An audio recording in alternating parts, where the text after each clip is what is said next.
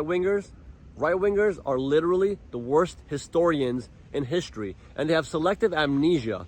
They pretty much overlook all the horrible, disgusting things that capitalism has done to people, especially the poor and the working class. They just overlook all that stuff. You know, all the wars for profit, all the, you know, the prisons for profit, the policing for profit, the destruction of the working class, sending our jobs overseas, using automation and AI to take away people's power, you know, lowering people's living conditions and making them more desperate, you know, blaming immigrants, blaming trans people for our problems, you know, blaming things on terrorism, when in fact, like I always say, the biggest terrorists in the world are the billionaire class. So they have selective amnesia.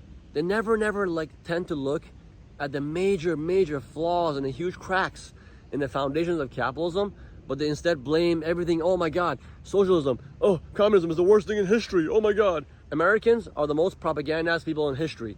And especially one factor that the establishment uses to keep control of the narrative is by inducing tremendous fear into people that, oh my God, communism is the worst thing ever. You know, the black book of communism killed 100 million people. It's so horrible. Oh my God, you guys gotta be fearing that. When in fact, the amount of people that die from poverty, capitalist-induced poverty, is about what, 14, 15 million people every year. That means in about what, 7-8 years time, enough people die from poverty alone under capitalism than the so-called 100 million deaths under communism, which that number is extremely questionable. But let's say that number is real, okay? The amount of people that die from communism, let's say 100 million.